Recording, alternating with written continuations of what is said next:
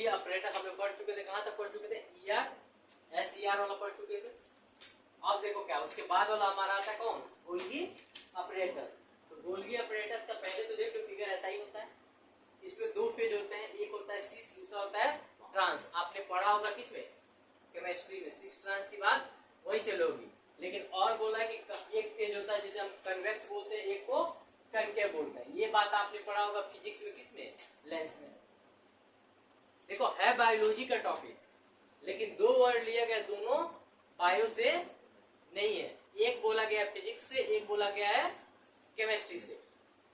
लेकिन हम जानते हैं कि जो हमारा RER था वो क्या बना रहा था, बताओ, RER क्या बना रहा था, प्रोटीन का सिंथेसिस कर रहा था। वहीं पे SER क्या कर रहा था,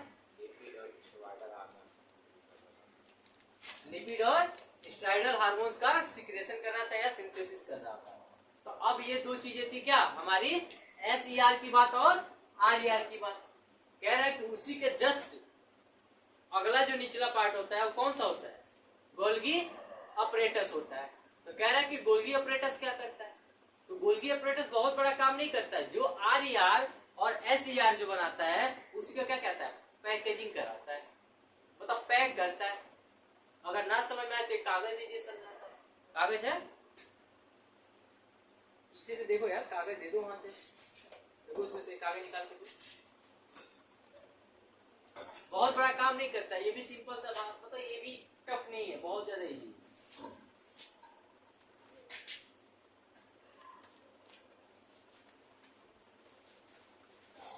देखो मान लो इसको दो भाग उसको फाड़ देते हैं, क्या दिक्कत जा रहा है, दो भाग में फाड़ने में।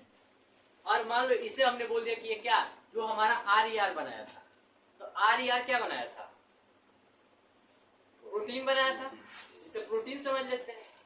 और SER क्या बनाया था, लिपिड। हार्मोन तो बना नहीं सकते, लिपिड को ही दिखाते हैं। मान लो ये लिपिड है और ये क्या है, प्रोटीन है, तो ये बहुत कुछ काम नहीं कराता है। इन दोनों को देखो क्या करेगा, ये बोल रहा है कि कहां से, कह रहा है कि सिस फेज से इंटरिंग करता है। बताओ ये मान लो अगर प्रोटीन में लेता हूं पहले, जो मान लो RER किसने बनाया था, RER ने बनाया था। जो RER में बना क्यों था, क्योंकि वहां पे राइबोसोम प्रेजेंट थे। हम जानते हैं कि जहां पे राइबोसोम प्रेजेंट होंगे वहां पे क्या बनेगा, प्रोटीन ही बनेगा। तो अब समझो मान लो ये प्रोटीन बना हुआ है, RER ने बना दिया। अब RER ने बना दिया तो इसको पैकेजिंग करना है, मतलब पैक करना है। जैसे मान लो कोई एक चिप्स की फैक्ट्री है या एक बिस्किट का फैक्ट्री है, तो क्या करता है, बिस्किट बन जाता है, लेकिन उसको पैकेजिंग की जाती है ना, पैक किया जाता है।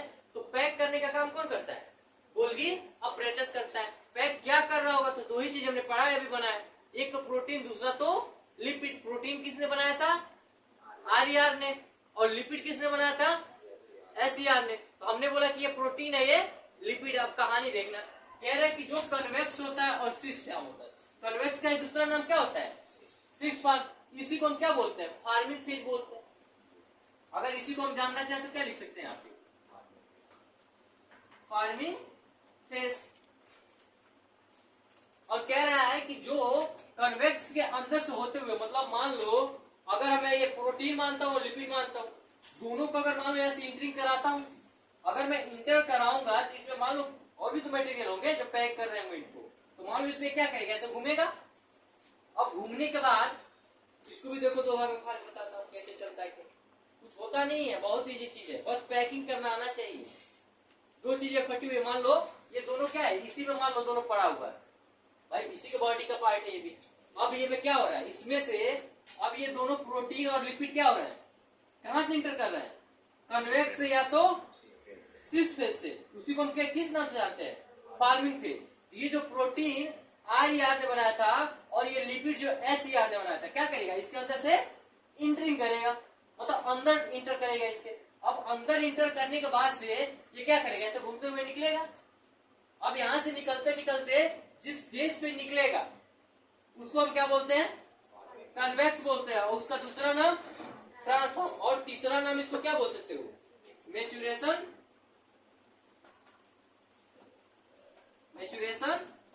फेज।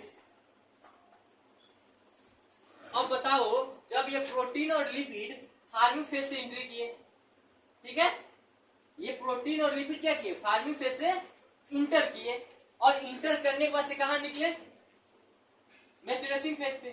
तो अब निकलते टाइम देखो, निकलते टाइम क्या करेगा, अब ये प्रोटीन है और ये लिपिड वाला है।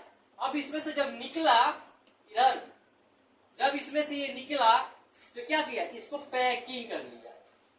कुछ समझ में आ रहा है क्या हुआ, इसे निकलने के बाद से इसके ऊपर एक कवरिंग हो गई। अब ये जब कवरिंग हो गई तो कहां से निकली, कन्वेक्स से, या तो इसी को किस नाम से जानते हैं। अब समझ में आया कि गोल्गी ऑपरेटर्स का काम क्या होता है। अब भूलेगा, जो चीज RER और SER बनाता है उसी का पैकेजिंग का काम अभी बताया ना कैसे पैक होता है। मतलब प्रोटीन और लिपिड यहाँ से इंटर करेंगे और यहाँ से निकलते टाइम, ये दिख रहा है ना जो सर्किल टाइम, मान लो यहाँ पहुंचा, देखो दिखा रहा हूं, मान लो यहाँ पे प्रोटीन पहुंचा हुआ है। अब प्रोटीन पहुंचा हुआ तो ये क्या किया होगा, कवर किया होगा इसे भी। और जब ये प्रोटीन निकल रहा होगा तो ये जब टूटेगा अगला पार्ट तो क्या करेगा, इसको पैक कर ले जाएगा। ये तो होगा। अरे लिट्टी बनता है आपके घरों में, उसमें मसाला डालते हो, जो लिट्टी का मटेरियल होता है, जो मसाला बोलते हो आप, उसको डाल के क्या करते हो, लास्ट में इसी की पैकिंग करते हो। ये भी तो वही कर रहा है। अभी भी नहीं समझ में आया, अब नहीं ना भूलेगा। तो अब देखो कह रहा है कि अगर हम प्रोटीन का ये पैकेजिंग करा रहा होगा तो हम इसे क्या बोलेंगे,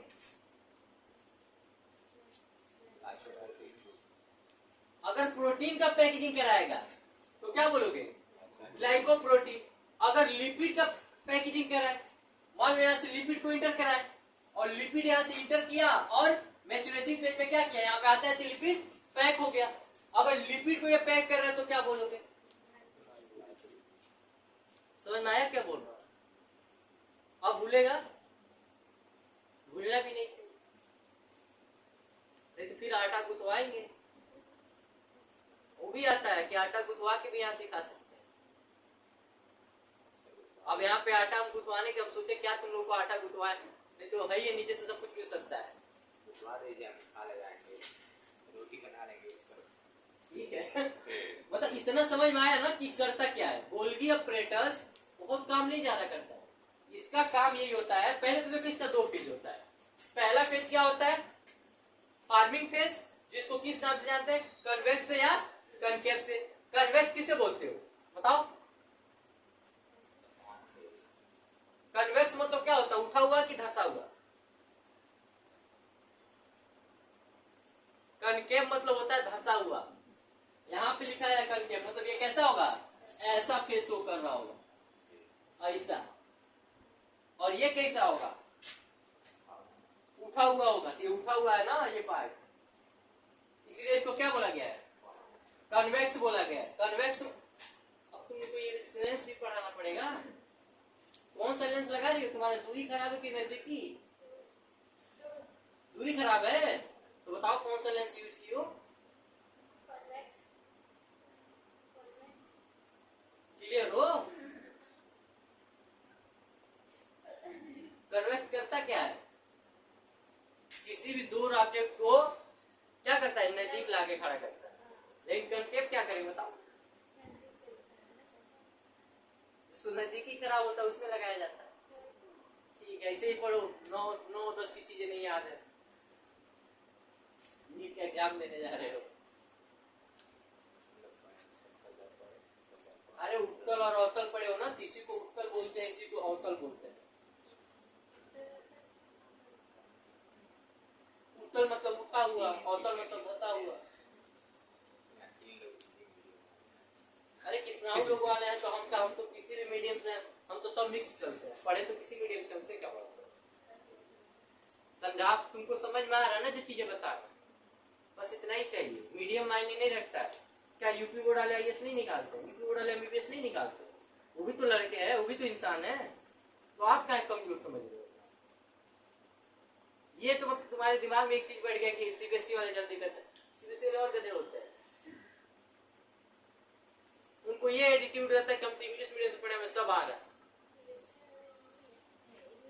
यूपी बोर्ड वाले ये रहते हैं कि भाई मुझे कुछ नहीं आ रहा, सब पढ़ना है। तो जिसको सब पढ़ना है वही सिलेक्शन लेगा, और जिसको सब आ रहा है नहीं पढ़ना है वो सिलेक्शन थोड़ी ले पाएगा। आपने आपने देखा होगा अक्सर आईएएस गांव वाले ही बनते हैं,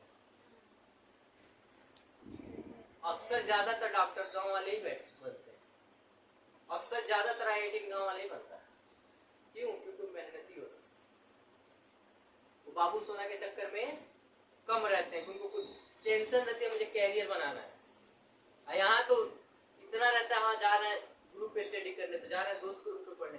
गाँव में ऐसा तो दोस्त ग्रुप थोड़ी होता है, वहाँ तो ये रहता है चल लाइट ऑन करते हैं, बैठ जाए नीचे और लगा रहा, वहीं पे माता जी खाना बना रही हैं और वो ध्यान वहीं पे पढ़ रहा है, को क्या कर रहा है। वहाँ कोई ग्रुप स्टडी नहीं, कोई दोस्त यारी नहीं, समय हुआ तो बैठे मिलने चाहिए, नहीं तो वही पलटा वही बेलर। पता नहीं आप लोग को पढ़ा है कि नहीं, हम लोग को तो ये रहता था कि 4 बजते बजते हम लोग लैंटेन रहता था पहले, तो थोड़ा सा समय से पहले लैंटेन रहता था, लैंटेन जला दिया जाता था। जैसे लैंटेन को जला, एग्जाम टाइम पे होता था ना कि लैंटेन जल जाना चाहिए इतने टाइम तक, जलते हुए लाइट जब लैंटेन जलता था तो जला के हम माता जी कहती थे बैठ जाओ किताब, उससे पहले से बैठ के पढ़ रहे होते थे, लेकिन जला के खुद रख देती थी। उसके बाद से खाना तब तक नहीं है जब तक खाना ना बन जाए। तो वो अच्छा था, जो भी था ठीक था। आजकल के बच्चे तो कहते हैं जा रहे हैं दोस्त के ग्रुप स्टडी, पता चला उस ग्रुप पे कई चीजें चल रही, पता चला दोस्त के रूम पे गए, उस दोस्त के रूम पे तो नहीं है, किसी और दोस्त के। ये दिक्कत है ना कि पेरेंट आजकल आजादी दे के रखे, इसीलिए बच्चे थोड़े से, जिसको सही गाइडेंस दिया जा रहा है, जिसको प्रॉपर गाइडेंस में रखा जा रहा है, वो भाई क्लियर भी कर रहे हैं एग्जाम, ये नहीं है कि नहीं कर रहे। जो वाला ग्रुप स्टडी वाला सिस्टम चल रहा है ना सर में, मैं खुद देखता हूँ, अपने मम्मी से बोलते हैं हाँ मम्मी जा रहे हैं, थोड़ा सा वो दोस्त है ना उसके रूप पे ग्रुप स्टडी कर, पता चला ना वो दोस्त है ना ये दोस्त है, दोनों गायब है। ये चीजें चल रही, तो ये सब चीजें जो करेगा उसको सफलता ऐसे भी नहीं मिलेगी। सफलता के लिए क्या चाहिए? सफलता भी कहता है भैया लक तो बात नहीं कि लक 5% आप करेगा, लेकिन उससे पहले आपका 95% मेहनत काम करता है। मेहनत करो रहोगे तभी तो कोई चीज मिलेगी। अब मान लो आपके सामने एक चीज बोली जाती है ना कि भगवान हमें दे, भगवान लिखे होंगे मेरे नसीब में तो मिल जाएगा। अरे भगवान तो आपके नसीब में, क्या पता आप भगवान के भरोसे, भगवान आपके भरोसे। सामने खाना रखा हो आपके, खूब अच्छा खाना रखा हो, लेकिन आप ये सोचे कि अरे भगवान अभी हमारे मुंह में खिला देगा। अरे भैया जब तक आप अपने हाथ को उठाओगे नहीं और उसको घुमाओगे नहीं, खाओगे नहीं उठा के पहुंच के मुंह तक, तो क्या भगवान आएगा खिलाने? कोई नहीं खिलाएगा भैया। भगवान भी कहता है बेटा तुम मेहनत करो, इसे ये थोड़ी है तू कहता है कि तुम बैठे रहो तुमको खिलाएंगे। वो ये कहता है तुम मेहनत करो, अगर हम ना दे तब ना। जो चीजें की सोच है उस लेवल से तुम्हें मेहनत करनी पड़ेगी, उस हिसाब से मेहनत करना पड़ेगा, उस हिसाब से मतलब डेडिकेशन होना चाहिए, तब सिलेक्शन होगा। ये तो आपको समझ में नहीं आता होगा। भगवान एक होता है ना कि सिलेक्शन नहीं होता, सब अरे ऊपर वाला चाहते, अरे ऊपर वाला ठीक है चाहते, आपने सही ढंग से मेहनत नहीं की। अगर कमियां है मेरे अंदर तो मैं मानता हूँ कि मेरा सिलेक्शन नहीं हो रहा है, तो मैं भी इस चीज को मानता हूँ कि भैया क्या है, कहीं ना कहीं मैंने कुछ चीजों को छोड़ा है, कुछ चीजों को मिस किया है, मेरा सिलेक्शन नहीं हुआ। ये चीजें होती है, मतलब वो अलग बात है कि संतोष के लिए लोग बोल देते हैं, एक आस्था, मतलब ये रहता है ना, हाँ चलो नहीं कुछ दिल को दिलासा देने के लिए भगवान ने नहीं चाहा, तो दिलासा के लिए, लेकिन अंदर का मन जानता है कि आप कितना मेहनत किए हो। समझ में आया? इसमें कोई डाउट है तो बताओ। गोल्गी अपरेटस में कोई डाउट? अब समझ में आया क्या कराता है? गोल्गी अपरेटस जो है वो क्या करता है, आर से जो प्रोटीन बन के निकलता है उस प्रोटीन को क्या करता है, कन्वेक्स साइड से, मतलब फार्मिंग साइड से, फार्मिंग मतलब होता है बनना, मैच्योरेशन मतलब कंप्लीट हो जाना। मैच्योरेशन पढ़ो ना, मैच्योरेशन फेज, फार्मिंग फेज। अरे मैच्योरेशन हमने प्लांट पे पढ़ा था, जो पार्ट मैच्योरेट हो जाना तो उसे क्या बोलते थे, वो परमानेंट हो गया, उसमें कोई चीज चेंज नहीं होगा। तो ये भी क्या है, फार्मिंग फेज में मतलब चीजें चेंज हो सकती है। यहाँ से इंटर कर रहा है अगर प्रोटीन, तो प्रोटीन जब निकलेगा तो यहाँ पहुंचेगा, फिर ये क्या करेगा, यहाँ से कटेगा और ये पैक हो जाएगा। जब ये पैक हो जाएगा, अगर प्रोटीन है किस साइड पे पैक होगा, या तो कन्वेक्स या तो ट्रांस, या तो उसी को मैच्योरेशन फेज बोलोगे। अगर ये पैक हो गया, अगर ये प्रोटीन है, अगर पैक हो गया तो क्या बोलोगे इसे, ग्लाइकोप्रोटीन। अगर यही बात लिपिड पे अप्लाई की जाए, लिपिड को हमने फार्मिंग फेज में डाला और मैच्योरेशन फेज से ये निकल के आ गया बाहर, तो क्या बोलेंगे, ग्लाइकोलिपिड। कोई टेंशन? ये हुआ, बात खत्म, कुछ है ही नहीं है। लेकिन मुझे लिखाना पड़ता है मजबूरी में कि भाई आप इतने बड़े आलसी हैं कि मैं अगर छोड़ दूं बता के तो आप एनसीईआरटी जाके नहीं बोलोगे। इतना समझ में आया। अब लाइजोसोम की बात होती है। लाइजोसोम क्या करता है, तो पहले इसका नाम दे दिया गया कि दूसरा नाम क्या है, सुसाइडल बैग। सुसाइडल बैग का मतलब कहाँ, जहां सब लोग जाके सुसाइड हो जाए, निपट जाए। यहाँ भी काम वही हो रहा होगा, निपटाने वाला। सुसाइड करता है एक इंसान, तो सुसाइड किसको बोलते हैं, या तो पॉइजन खा ले या तो पंखे से लटक जाए, सुसाइड उसी को बोलते हो ना, आत्महत्या, या खुद की जान दे दे। तो यहाँ भी ये क्या है, लाइजोसोम है। तो जब लाइजोसोम है तो इसमें खुदकुशी करने जाते होंगे लोग, वो तो इसमें जो जाएगा वो निपट जाएगा। वो तो यहाँ जाने का मकसद हुआ कि आप खुदकुशी करने जा रहे हैं।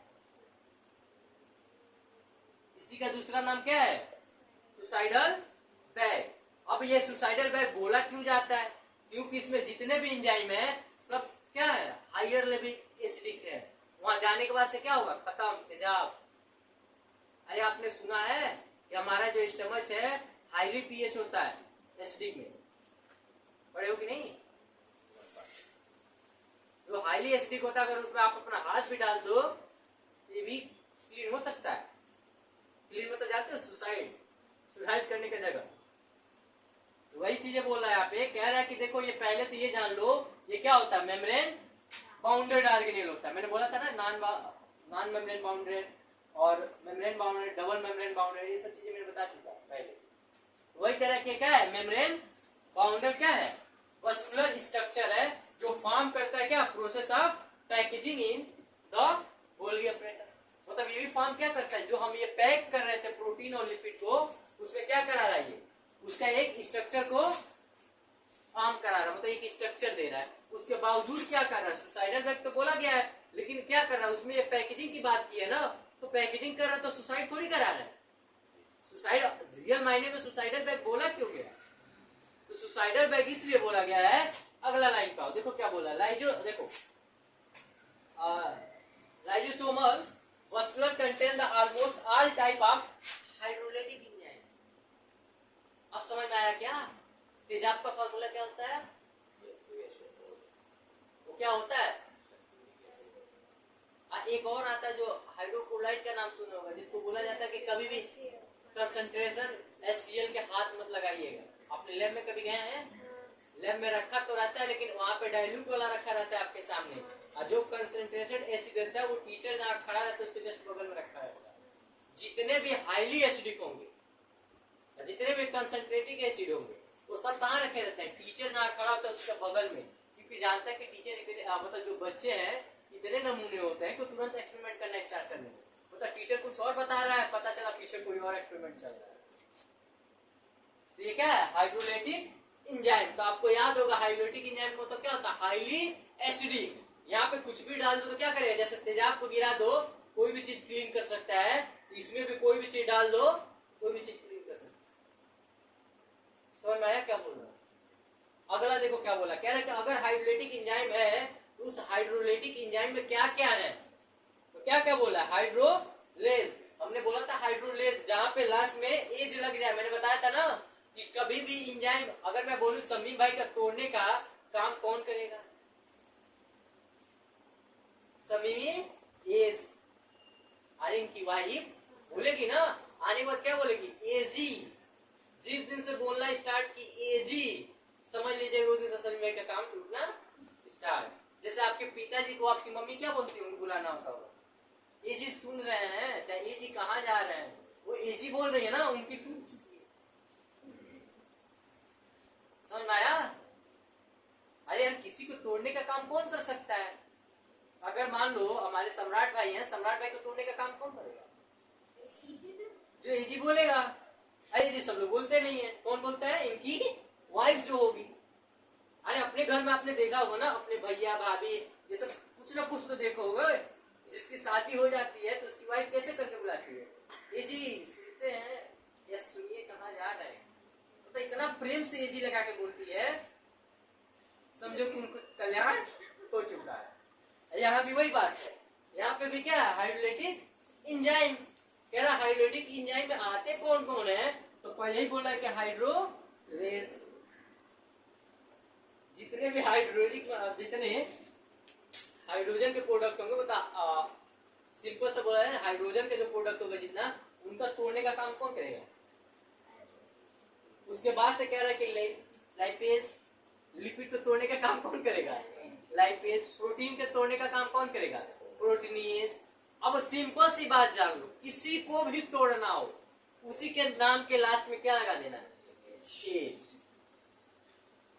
मान लो मैं हूं एज अ टीचर, अगर मैं वो सिंपल बात अभी तो ठीक हूं, लेकिन जिस दिन बाद लग गया एज या एजी, उस दिन से मेरा टूटना। जैसे अपने सादिक सर, क्या बोलते हो, एजी आइए चाय पी लीजिए। चाय पिलाने के चक्कर में बेचारे कितने टूट चुके होंगे तो कुछ कह नहीं पाएंगे। अल्ताफ सर अपने, हमेशा तुम लोग मजे ले लेते हो। कभी सुने हो कि अपने वाइफ के बारे में कुछ बता दे कि ये कमियां हैं, नहीं बता सकते, नहीं तो पता नहीं कितनी बार टूटेंगे। बात समझ में आ रहा है ना। तो यही बात यहाँ पे है। यहाँ पे क्या होते हैं, हाइड्रोलिटिक एंजाइम होते हैं, इसके अंदर अगर एंट्री की है तो वो डिस्ट्रॉय होंगे। एक बार जिस इंसान की शादी हो गई वो डिस्ट्रॉय होगा। लोग कहते हैं ना कि शादी कर दो, जैसे बहुत बिगड़ा हुआ लड़का रहता है या घर में जो नहीं समझ में आता तो वो कहता है इसका शादी कर दो ना, भी सही हो जाएगा।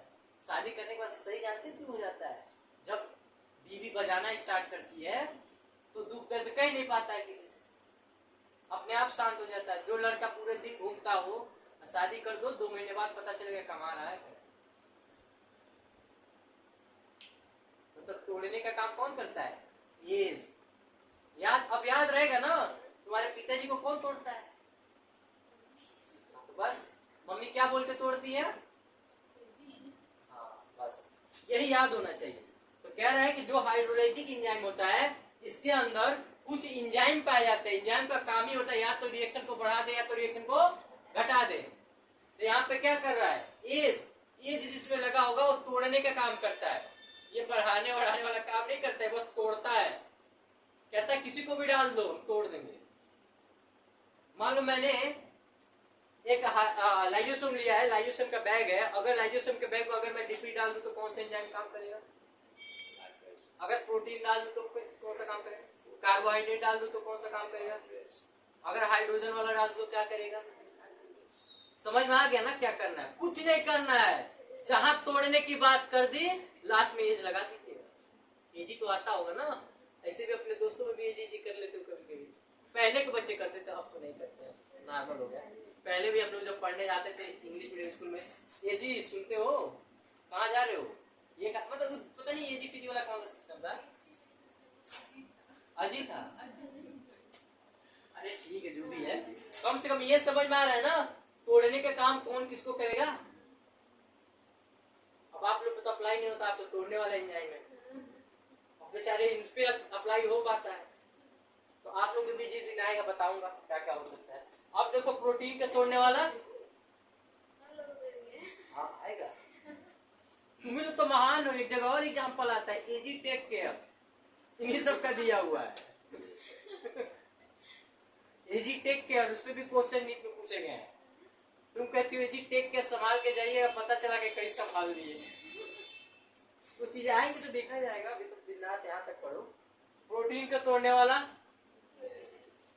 कार्बोहाइड्रेट को तोड़ने वाला, they are the active at the acidic pH. मतलब ये तोड़ने का काम इसलिए कर पा रहा है क्योंकि जितने भी एंजाइम में क्या है, एसिडिक है, मतलब पीएच इनका क्या है, एसिडिक का है। अब कह रहा है कि they are digest carbohydrate, protein, lipid and nucleic acid. मतलब कह रहा है कि ये अपने अंदर किस किस चीजों को डाइजेस्ट कर सकता है, किन किन चीजों को, कार्बोहाइड्रेट को तोड़ने वाला, कार्बोहाइड्रेट को तोड़ने वाला,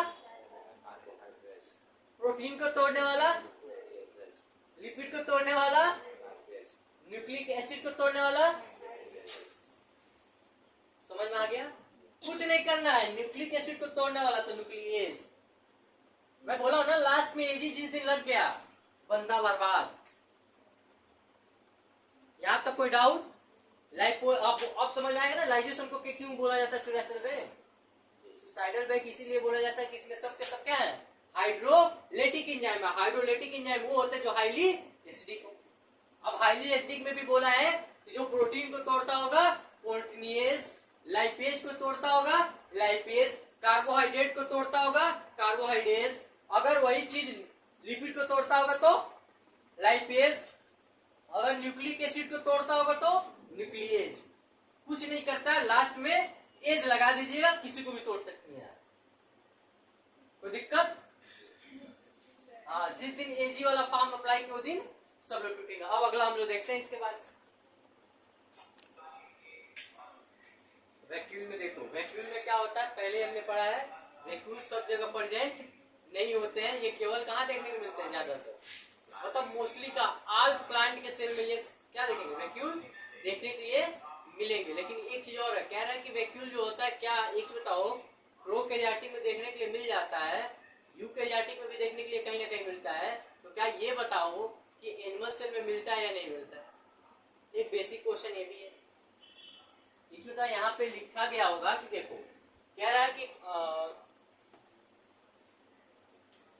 प्लांट की भी तो बात होगी,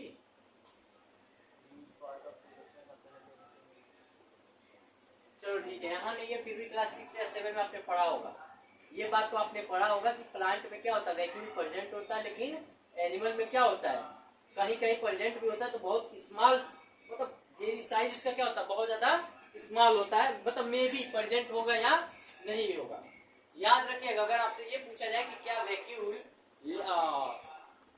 एनिमल में प्रेजेंट होता है, एनिमल सेल में प्रेजेंट होता है कि नहीं होता है, तो आप कभी भी अगर उसमें ऑप्शन में दिया होगा मे बी, तो मे बी पे टिक मारिएगा, अगर मे बी नहीं दिया है तो आप डायरेक्ट मारिएगा कि नॉट प्रेजेंट। लेकिन अगर प्लांट की बात करें कि वैक्यूल होता है या नहीं होता है, तो ये आप क्लियर जान लीजिए कि प्लांट में क्या होता है वैक्यूल प्रेजेंट होता है, और प्लांट सेल में वैक्यूल लगभग कितना बताओ 90% एरिया कवर किया होता है। मतलब एक सेल है, प्लांट सेल लिया जाए, अगर मान लो मैं यहाँ पे एक प्लांट सेल लेता हूं, तो प्लांट सेल में 90% भाग किसका होगा वैक्यूल का होगा। लेकिन एनिमल में हो भी सकता है, मतलब एक आध एक्सेप्शन है जिसमें बहुत बहुत छोटा पार्ट पाया जाता है, तो मे बी इसीलिए लगा दिया जाता है, मे बी प्रेजेंट भी हो सकता है और नहीं हो सकता है। अगर मे बी वाला ऑप्शन ना हो तो आप कहाँ टिक करेंगे, एब्सेंट पे टिक करके आएंगे, तो वहां प्रेजेंट होता ही नहीं है। अब देखो क्या बोल रहा है, कह रहा है कि जो हमारा पहले हम बता चुके हैं वैक्यूल में क्या होता है, ये भी मेम्ब्रेन बाउंडेड होता है, और इसके अंदर क्या होता है स्पेस पाया जाता है, और ये पाया कहाँ जाता है साइटोप्लाज्म। ये बात मैं पहले बता के आया हूँ, एक दिन बताया था, पूरा चार्ट तैयार किया था जिस दिन मैं शायद दूसरा लेक्चर लिया था ना, दूसरा लेक्चर में मैंने पूरा आपको पूरा डाटा ही दिया था यहाँ पे, उसमें मैंने ये बताया था कि वैक्यूल क्या होता है मेम्ब्रेन बाउंडेड होता है, वैक्यूल के अंदर क्या होता है तो उसमें खाली जगह मतलब स्पेस पाया जाता है, और पाया ये कहा जाता है तो साइटोप्लाज्म। मैंने ये भी बताया था उस दिन कि जो वैक्यूल होता है किस चीज का बना होता है, तो वैक्यूल किसका बना होता है प्रोनोप्लास्ट का बना होता है। वही बात यहाँ भी होगा, द कंटेंट आप देखो, फिर कह रहे हैं कि वैक्यूल आखिर होता है तो क्या होता है, मैंने बताया था ना कि वैक्यूल क्या होता है एक तरह का प्लांट का डस्टबिन होता है, जिसमें कोई भी वेस्ट मटेरियल होता है क्या किया जाता है वैक्यूल में डाल दिया जाता है, फिर वो क्या करता है प्लांट बॉडी से बाहर निकाल देता है। तो कह रहा है क्या क्या चीजों को स्टोर कर, देखो क्या बोला है, वाटर सेप और secretory product and other of the material not useful of the cell. मतलब कह रहा है कि इसके अंदर वही चीजें जाती हैं जो हमारे सेल के लिए है, मतलब यूजफुल नहीं है, तो जो हमारे सेल के लिए यूजफुल नहीं होता है तो उसे बाहर तो निकालना है ना, तो बाहर निकालने से पहले कहाँ जाता है वैक्यूल के अंदर जाता है, वैक्यूल क्या करता है तब उसको बाहर निकालता है। अरे जैसे हम लोग खाना खाते हैं तो खाना खाने के बाद से जितना वेस्ट मटेरियल होता है कहाँ जाके स्टोर होता है हमारे रेक्टम में, रेक्टम से क्या होता है हम उसको बाहर कर देते हैं। वही चीज बोल रहा है कि प्लांट में भी क्या होता है जो नॉट यूजफुल मटेरियल है, मतलब उसके यूज के जो मटेरियल नहीं उसको क्या करता है वैक्यूल में भेज देता है, वैक्यूल क्या करता है उसको एक्सट्रैक्टिव प्रोडक्ट के रूप में बाहर निकाल देता है। यही कहानी है। अब आगे देख लो, कह रहा है कि vacuole bounded by the single membrane called tonoplast. देखो वही बात मैंने बोला कि वैक्यूल किस चीज का बना हुआ है, तो किस चीज का बना हुआ है, कितने लेयर है तो सिंगल लेयर है। अब देख लेना, कह रहा है प्लांट सेल अगर ऑक्यूपाई आप लो, यही बात तो मैं बोल रहा, प्लांट सेल में कितना जगह घेरा होता है, तो प्लांट सेल में कितना जगह घेरा होता है 90% से ज्यादा जगह कौन घेरा रहता है, वैक्यूल घेरा रहता है। वैक्यूल किस चीज का बना हुआ है, तो वैक्यूल क्लोरोप्लास्ट का बना हुआ है। ये सब नीट को पूछा जाता है। एनिमल में अगर ऑप्शन में मे भी दिया हो तो टिक करिएगा, अगर मे भी नहीं दिया तो ऑप्शन पे टिक करके इसलिए आ जाएगा। अब देखिए फिर क्या बोल रहा है, तो कह रहा है कि अमीबा, अमीबा के बारे में हम लोग देख चुके हैं, लिविंग वर्ड में बात चली थी थोड़ी सी। तो कह रहा है कि amoeba contractile vacuole help for the extraction, मतलब कह रहा है कि एक जो सिंगल सेल, मतलब अमीबा क्या है, प्रोकैरियोट है ना, क्या है बताओगे?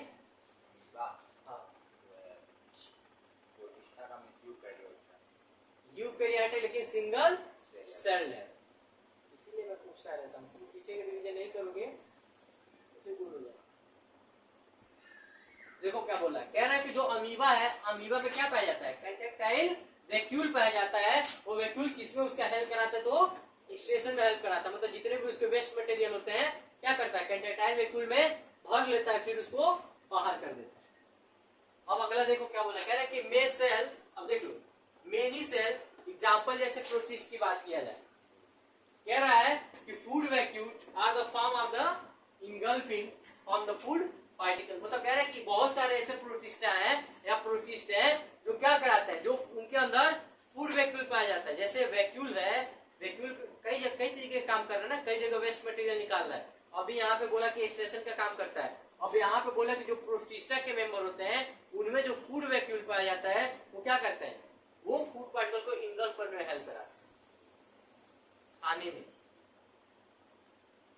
अरे मैंने बताया था ना कि कोई एक पार्टिकल ऐसे रख दो, देखो क्या कर रहा है, कह रहा है कि food vacuole are the form engulfing, मतलब घोटना, खा जाना।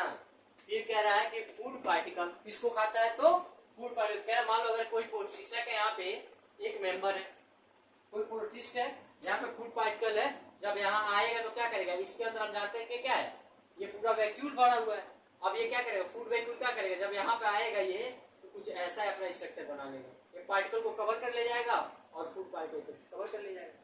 फूड वैक्यूल क्या करेगा, उस पार्टिकल को कवर कर लेगा। जैसे कहने का मतलब यहाँ पे नॉर्मल था, अब यहाँ पे जब आया तो हम यहाँ पे फूड पार्टिकल रखे थे, जब इसको कवर किया तो फूड पार्टिकल को क्या किया, इनगल्फ कर गया। इनगल्फ करने का मतलब क्या हुआ, फूड वैक्यूल के अंदर उसको चारों तरफ से घेर लिया। यही बोल रहा है। ये चीजें देखने के लिए कहाँ मिलती है, तो कोशिश में। बस इतना ही कहानी है, बस इतने ये याद रखना, ये सबसे ज्यादा सरफेस एरिया कहाँ कवर करने के लिए देखने को मिलता है, तो प्लांट सेल में मिलता है 90% से ऊपर। दूसरा ये कि एनिमल में पाया जाएगा कि नहीं पाया जाएगा, अगर ऑप्शन में मे भी है तो टिक करिएगा, अगर नहीं है तो ऑप्शन मार के चलाइए। तीसरा बात ये आता है कि अमीबा में जो कंट्रैक्टाइल वैक्यूल होता है, वैक्यूल का नाम आ रहा है ना, तो हम वैक्यूल तो पढ़ रहे हैं, तो उसमें क्या होता है, अमीबा में वैक्यूल की जगह पे कंट्रैक्टाइल वैक्यूल पाया जाता है, जो क्या करता है, वो एक्सट्रैक्शन में काम कराता है। कह रहे कि कुछ ऐसे भी हमारे प्रोटिस्ट होते हैं जिसके अंदर क्या पाया जाता है, फूड वैक्यूल पाया जाता है। वो क्या करते हैं, तो कोई अगर फूड पार्टिकल है उसको क्या करते हैं, इनगल्फ कर लेते हैं। कोई दिक्कत है? और हमारा जो वैक्यूल है किस चीजों से, किस चीज से मतलब किससे बना हुआ है, तो किससे बना हुआ है, क्लोरोप्लास्ट से। डबल मेम्ब्रेन है कि सिंगल मेम्ब्रेन है, सिंगल मेम्ब्रेन। कोई दिक्कत है यहाँ तक? अब सीधे आते हैं माइक्रोकांडिया। माइक्रोकांडिया का दूसरा ही नाम क्या होता है, powerhouse of cell. Powerhouse cell क्यों बोला गया, क्योंकि इसके पास अपना खुद का राइबोसोम है, मतलब ये किसी से हेल्प नहीं लेता। हमने देखा था एसईआर में, आरईआर में, एसईआर में राइबोसोम प्रेजेंट नहीं था, लेकिन आरईआर में राइबोसोम प्रेजेंट था, तो वहां पे प्रोटीन सिंथेसिस हो रहा था, तो वहां पे गोल्गी ऑपरेटर्स भी आ रहे थे काम करने। लेकिन यहाँ पे क्या है, कह रहा है कि इसके पास खुद के राइबोसोम है। कौन से राइबोसोम है, इसके पास 70S राइबोसोम प्रेजेंट होता है। आपकी एक चीज बताओ, जहां पे राइबोसोम खुद का प्रेजेंट हो, जब राइबोसोम, सिंपल सी बात जानो, जहां पे राइबोसोम प्रेजेंट होगा वहां पे क्या होगा, प्रोटीन बनेगा। जब प्रोटीन बनेगा तो एनर्जी मिलेगी। इसके लिए क्या है, जब ये खुद का इसके पास 70S राइबोसोम है, तो ये क्या करेगा, एनर्जी बनाएगा ना, इसलिए इसको क्या बोला जाता है, पावर हाउस ऑफ सेल बोला जाता है। अब देख लो यहाँ पे क्या दिया गया, माइक्रोकांडिया का फिगर दिया बना है, अब देखो इसमें क्या बोल रहा है, कह रहा है कि इसमें भी देखो दो मेम्ब्रेन देखने को मिलती है, एक होता है आउटर, एक होता है इनर। तो आउटर देख ही रहे हो, आउटर मेम्ब्रेन जो सबसे ऊपर वाला पार्ट होता है, जस्ट उसके नीचे वाला जो मेम्ब्रेन उसको क्या बोले हैं, इनर मेम्ब्रेन। कह रहा है कि जब इनर मेम्ब्रेन को भी हम टीएस करेंगे, काटेंगे, तो इसके अंदर जब हम आएंगे तो सबसे ज्यादा सरफेस एरिया किसको देखने को मिलेगा, किसमें देखने को मिलेगा जो सबसे ज्यादा सरफेस एरिया कवर किया हो, बताओ।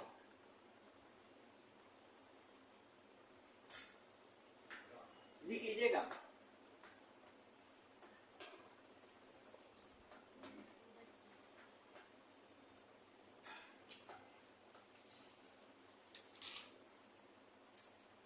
सबसे ज्यादा सरफेस एरिया कौन कवर किया रहेगा, आपका ईर्ष्या किया रहेगा। उसके बाद से कह रहा है कि ये जो देख रहे हो इनफोल्डिंग दिख रहा है ना, इनफोल्डिंग को क्या बोलते हैं, किस्टा या किस्टिया, जो भी आप पढ़ना चाहें, अपना अपना तरीका होता है पढ़ने का, कैसे पढ़ना। ये होता है किस्टिया, तो किस्टिया में क्या है, इसी का सबसे ज्यादा सरफेस एरिया होता है, क्योंकि देखो यहां तक है ना।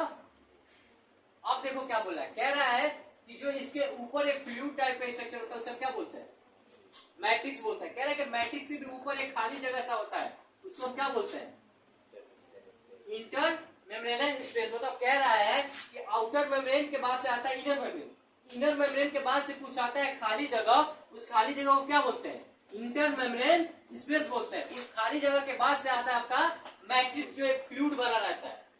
मैट्रिक्स मतलब होता है फ्लूइड, लिक्विड। कह रहा है उस लिक्विड के बाद से एक इनफोल्डिंग टाइप को कुछ देखने के लिए मिलता है, उसको वो क्या बोलते हैं, बताओ। अरे भैया इस फोल्डिंग दिख रहा है कि नहीं, उसको क्या बोलते हो, किस और किस स्थिति से जानते हैं। सबसे ज्यादा सरफेस एरिया कौन कवर किया हुआ है माइटोकॉन्ड्रिया में, इसे ही किया हुआ।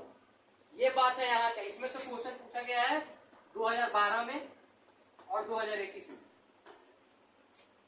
ठीक है सर, यही पूछा गया था 2021 में। अब आगे देखो क्या बोल रहा है, कह रहा है कि माइक्रोकांडिया सुजेट द शेप, मतलब कह रहा है कि इसका शेप कैसा दिख रहा है आपको, शू सेज, मतलब एक तरह का जूते के टाइप का थोड़ा सा दिख रहा होगा। लेकिन और कह रहा है आगे कि आर, या तो आप उस तरीके की बोल लीजिए या तो आप सिलेंड्रिकल बोल लीजिए, मतलब सिलेंडर टाइप का दिख रहा है। दो टाइप दिया कैसे, पहला बोला किस चीज का, सूसेज का, दूसरा बोला गया है सिलेंड्रिकल शेप का। फिर कह रहा है कि इसका डायमीटर कितना होता है, तो 0.2 से 1.2 माइक्रोमीटर। अब देखो एवरेज ऑफ, अगर एक एवरेज निकाला जाए तो कितना बता सकते हो, मान लो इतना ना देके अगर एग्जाम में आपसे इतना दे दे 0.5 माइक्रोमीटर, क्या बोलोगे, ये वाली भी बात है, एवरेज है, ये एवरेज है, ये डायमीटर का है, याद रखिएगा। अगर पूछेगा कि डायमीटर कितना है तो ऑप्शन में जरूर होगा 0.2 से लेके 1.0 माइक्रो तक हो। लेकिन वही पूछ दे कि एवरेज बता दो कितना होगा, एवरेज कितना होगा 0.5 माइक्रोमीटर। कह रहा है अगर लेंथ की बात किया जाए माइक्रोकांडिया की, तो माइक्रोकांडिया की जो लेंथ होगी, लंबाई होगी, वो कितना होगा 1 से लेके 4.1 माइक्रोमीटर तक। समझ में आया। अब अगला देखो क्या बोल रहा है, कह रहा है कि कैसा होगा, कि ये डबल मेम्ब्रेन बाउंडेड स्ट्रक्चर होगा। अभी हमने देखा वैक्यूल क्या था, सिंगल मेम्ब्रेन बाउंडेड स्ट्रक्चर था। लेकिन अब याद रखना, मैं पहले भी लिखा चुका हूं, अभी बता रहा हूं। अब बोला है कि डबल मेम्ब्रेन बाउंडेड होगा, कौन, माइक्रोकांडिया। अब कह रहा है कि इन द इनर मेम्ब्रेन, कह रहा है कि इसका जो इनर मेम्ब्रेन होगा, कह रहा है कि form of number of infolding called, कह रहा है कि जो इनर मेम्ब्रेन है इसके अंदर बहुत सारे फोल्डिंग देखने के लिए मिलेगा, उस फोल्डिंग को हम क्या बोलेंगे, किस्टिया। कोई दिक्कत, किस्टिया का सिंगल फॉर्म क्या होता है, क्रिस्टा। आती है गाड़ी हुंडई में भी क्रिस्टा, देखियो उसका मीनिंग थोड़ा अलग है। वहां सी से स्टार्ट होता है, यहाँ भी सी से स्टार्ट होता है। वहां पे यहीं पे आप देखिएगा थोड़ा सा मीनिंग का डिस्टर्ब है, मतलब हुंडई कंपनी की गाड़ियां थी क्रिस्टा, नया आई है। तो दो साल हो ही गया होगा फिर भी। तो वहां से याद हो जाए तो ठीक है, नहीं तो इतना याद रखिएगा कि ईर्ष्या का सिंगुलर फॉर्म क्या होता है, ईर्ष्या। अब सिंपल सी बात समझ में आ गया ना कि इनर मेम्ब्रेन के जस्ट नीचे एक फोल्डिंग देखने को मिलती है जो जिसका सबसे ज्यादा सरफेस एरिया होता है, उसको क्या बोलते हैं, ईर्ष्या। ईर्ष्या का सिंगल फॉर्म में क्या बोलते हैं, ईर्ष्या। अब देखो कह रहा है टुवर्ड द मैट्रिक्स, कहां पाया जाएगा, तो मैट्रिक्स के पास पाया जाएगा। अब देखो क्या बोल रहा है, इसी को हम क्या जानते हैं, it is the powerhouse of cell के नाम से जानते हैं। और क्यों जानते हैं, देखो पोसेस सिंगल सर्कुलर डीएनए, इसके पास क्या होता है, सिंगल सर्कुलर डीएनए होता है। कह रहा है कि molecule few of the RNA molecule, मतलब कह रहा है कि इसके पास सिंगल सर्कुलर डीएनए के साथ साथ क्या होते हैं, कुछ आरएनए के मॉलिक्यूल भी प्रेजेंट होते हैं। फिर कह रहा है कि और क्या होता है, तो इसके पास राइबोसोम प्रेजेंट होता है। वो कौन सा राइबोसोम प्रेजेंट होता है, 70S वाला राइबोसोम प्रेजेंट होता है। And the component of the required for the synthesis of the protein. कह रहा है कि ये सब क्या रिक्वायर्ड होता है हमारे प्रोटीन बनाने के लिए। ये सारी चीजें अगर इसके पास प्रेजेंट है, इसको किसी की जरूरत नहीं है, अपना खुद बना लेगा। और जब खुद बना लेगा उसे हम क्या बोलते हैं, पावर हाउस ना, इसीलिए इसको क्या बोला गया, माइक्रोकांडिया को powerhouse of the cell. कोई दिक्कत है यहाँ तक, ठीक है, फिर अगला देखते हैं।